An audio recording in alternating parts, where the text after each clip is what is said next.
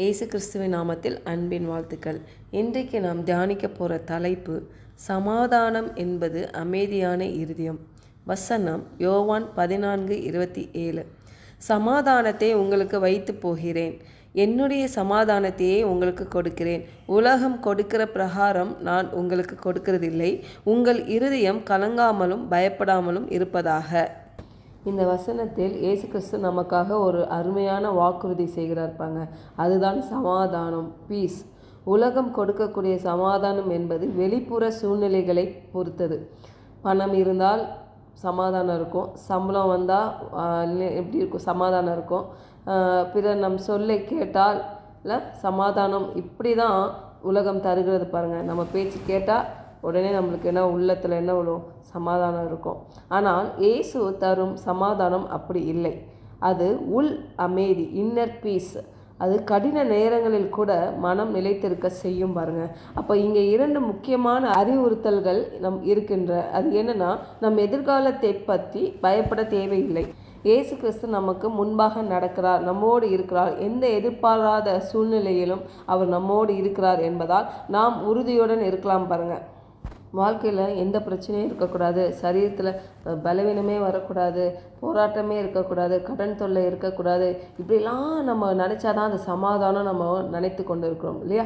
இல்லை, எந்த இடத்துலையும் திடீர்னு நம்ம வாழ்க்கையில் பிரச்சனைகள் வந்தாலும், மனதில் கலக்கம், கவலை, மன அழுத்தம் போன்ற வேதனைகள் இருந்தாலும் நம்முடைய உள்ளத்தை குலைக்காமல் இந்த வசனத்தை நம்பணும் பாருங்கள். சமாதானத்தை உங்களுக்கு வைத்து போகிறேன், என்னுடைய சமாதானத்தை உங்களுக்கு கொடுக்கிறேன். உலகம் கொடுக்கிற பிரகாரம் இல்லை என்றார் பாருங்கள். உலகத்தில் கொடுக்கிற சமாதானம் கண்டிப்பாக நிரந்தரமாக இருக்காது. அது ஒரு தற்காலிகமான ஒரு சமாதானமாக இருக்கும். இப்படி போயிட்டு அப்படி வர்றதுக்குள்ளே அது சமாதானம் நிலைக்காது பாருங்கள். நம்ம அநேக வேலையில் அப்படிப்பட்ட சமாதானத்தை தான் நம்ம நாடுகிறோம். இல்லை, தேவன் இந்த வேலையில் இடைப்படுகிற காரியம் நம்ம சமாதானம்னா அவர் கொடுக்குற சமாதானத்தை நம்ம பெற்றுக்கொள்ள வேண்டும் என்று தேவன் விரும்புகிறார். அவர் கொடுக்குற சமாதானம்னா பாருங்கள், திடீர்னு பிரச்சனைகள், போராட்டங்கள், சரீர பலவீனங்கள் வந்தாலும் நம்ம சமாதானத்துடன் இருக்கிறோம். B still and see God's work இல்லையா? நம்ம அமர்ந்திருந்து கர்த்தருடைய மகிமையை நம்ம பார்க்கணும் பாருங்கள். கர்த்தர் நம்மளோடு இருக்கிறாரு. நம்ம நினைக்கிறோம் நம்மளே எல்லாவற்றையும் செய்து முடிச்சிடலாம், நம்ம நினைத்தாலே போதும், நம்மளுடைய பலன் இருக்குது, பண பலன் இருக்குது, நிறைய பேர் எனக்கு தெரியும், சப்போர்ட்டுக்கு தெரியும், ரெக்கமெண்டேஷனுக்கு தெரியும், என்னென்னவோ நம்ம மைண்டை போட்டு நம்ம திங்க் பண்ணுறோம் இல்லையா? ஆனால் அந்த சமாதானம், அந்த காரியங்கள், சப்போர்ட்டெல்லாம் கண்டிப்பாக நிரந்தரமானது கிடையாது. ஒரு டைம் நம்ம கைவிட்டு போயிடும் பாருங்கள். மனிதர்கள் மேலே நம்ம வைக்கக்கூடாது. நம்ம நம்பிக்கை தேவனுடைய வாக்குத்தத்தத்தின் மேல் வைக்கணும்னு சொல்லுகிறாரு. இன்றைக்கு அநேக வேளையில் இந்த காலகட்டத்தில் நம்ம எப்படிப்பட்ட பிரச்சனைகள் சந்திக்கிறோம்னா, சரீர பலவீனங்கள், மன அழுத்தத்தில் தான் நிறைய பேர் கஷ்டப்பட்டு கொண்டு இருக்கிறாங்க, வேதனைப்பட்டு கொண்டு இருக்கிறாங்க. அதுலேருந்து மீளுறதுக்கான வழிகளை பார்க்குறாங்க. ஆனால் இதில் நம்ம மன அழுத்தத்திலேருந்து மீளுறதுக்கு 2 வழி தான் பாருங்கள். ஒன்று, நாம் என்ன மாற வேண்டும். நம்ம எல்லாரும் மற்றவங்க மேலே நம்ம ப்ளேம் பண்ணக்கூடாது. சின்ன விஷயத்தை கூட பெருசாக பார்க்குறது, பயங்கள், இதெல்லாம் விட்டு நம்ம என்ன பண்ணணுமா, கர்த்தர் நீக்கி போடணும் என்று சொல்லுகிறார். மட்டும் இல்லை, இந்த மன அழுத்தத்தில் இருக்கிறவங்க அநேக பேர் என்ன பண்ணுவாங்கன்னா, மற்றவங்களை மாற்றுறதுக்கு தான் முயற்சிப்பாங்க. நம்ம சுற்றி இருக்கவங்கள இவங்களை எப்படி மாற்றணும்ல தான் ரொம்ப கவனம் செலுத்துவாங்க. ஆனால் அது ஒர்க் அவுட் ஆகாது. எப்படின்னா, நம்ம அந்த மன அழுத்தத்தில் இருக்கிறவங்க தான் மாறணும் பாருங்கள். அவங்க எந்த இடத்துல விட்டு கொடுக்கணும், எந்த இடத்துல அவங்க இன்னும் நிறைய சேஞ்ச் பண்ணணும், அவங்க வாழ்க்கையில் ஒரு வேளை கோபப்பட்டுட்டே இருந்தால் அதை மாற்றணும் பாருங்கள். கர்த்தரோட உதவியோடு கண்டிப்பாக பெற முடியும். நம்ம சுயமாக எதுவுமே பெற்றுக்கொள்ள முடியாது.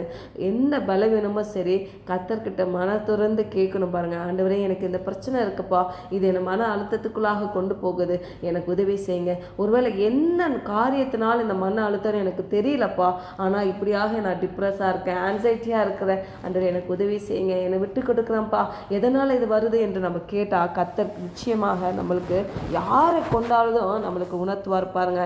நம்ம நினைக்கிறோம்ல, நம்ம இப்படி தான் கர்த்தர் பேசணும்னு நினைக்கிறோம். இல்லை, கர்த்தர் யாரை கொண்ட குழந்தைகள் மூலியமாக கூட கர்த்தர் பேசுவார் பாருங்களேன். அன்று கழுதை கொண்டு பேசின தேவன் தேவன் பாருங்கள், அந்த சூழ்நிலை வரப்போ தேவன் உங்களோடு இடைப்படணும்னு நினச்சிட்டாருன்னா அந்த சூழ்நிலை எதுவாக இருந்தாலும் சரி, எந்த மனிதராக இருந்தாலும் தேவன் உங்களோட பேசுவார் பாருங்க. அப்போ நம்ம பலவீனத்தை குறித்து தேவன்கிட்ட கேட்குறப்போ அவர் ஏற்ற நேரத்தில் ஏற்ற காரியத்தை சொல்வார். நீ இதை செய்யாத, இதை செய், இதை சாப்பிடு, இதை சாப்பிடாத, நீ உன் கேரக்டரில் இதை மாற்று, நீ விட்டு கொடு சொல்லுவார். நம்ம அதை கூட நம்ம சுயமாக செய்ய முடியாது. ஆண்டவரே எனக்கு உதவி செய்யுங்க, நீங்கள் எபினேசர்ப்பா எனக்கு உதவி செய்யுங்கப்பான்னு சொல்லி கேட்டால் கண்டிப்பாக நம்ம அந்த இடத்துல மனம் மாறுகிறோம். கரெக்டாக நம்ம ஒரு குணாதிசயங்களை நம்ம மாற்றணும்னு கேட்குறப்பவே அந்த இடத்துல நீங்கள் எப்படி இருக்கிறீங்கன்னா கர்த்தருக்கு முன்னாடி தாழ்மையாக இருக்கிறீங்க இல்லையா? நம்ம தாழ்மையாக இருக்கிறதுனால நம்ம பெற்றுக்கொள்வோம், நிச்சயமாய் பெற்றுக்கொள்வோம். அப்போ இந்த மாதிரி பிரச்சனைகள் வரும்போது, போராட்டங்கள் வரும்போது, மனக்கவலைகள் வரும்போது நம்ம உள்ளத்தை என்ன பண்ணக்கூடாது, குலைக்கக்கூடாது, அதில் போட்டு வர்த்திக்கக்கூடாது. தேவனுடைய இந்த வாக்குத்தத்தத்தை விசுவாசிக்கணும். அவருடைய சமாதானத்தை நான் பெற்றுக்கொள்ளணும். ஆண்டவரே, நீங்கள் அளித்த அந்த சமாதானம் என் வாழ்வில் நிரம்பணும்ப்பா, என்னை ஒரு புதிய தைரியத்துடன் நீங்கள் நடத்தணும்ப்பா. தினமும் இந்த வார்த்தையை சொல்லி ஜெபத்தில் நினைவுபடுத்தி கொள்வோம் பாருங்கள். அப்போ கண்டிப்பாக நிச்சயமாக வெற்றி நமக்கே. ஜெபிப்போம். பரலோக தகப்பனே, உம்முடைய சமாதானத்தை எங்கள் உள்ளத்தில் இப்போது நிரப்புகிறதுப்பா. எங்கள் இதயம் கலங்காது, எங்கள் மனம் அஞ்சாதுப்பா. ஏன்னா மகா பெரிய தேவன் எங்களுக்குள்ளே வாசம் செய்கிறீர். நாங்கள் எந்த இடத்தில் விட்டு கொடுக்க வேண்டுமோ, மாற வேண்டுமோ, நாங்கள் மனம் திருந்தி எங்களை அர்ப்பணிக்கிறோம். இந்த வேளையில் உம்முடைய சத்தத்தை கேட்க எங்கள் மனதை திறக்கிறோம் ராஜா. இயேசுவின் நாமத்தில் ஜெபிக்கிறோம் நல்ல பிதாவே, ஆமென். God bless you.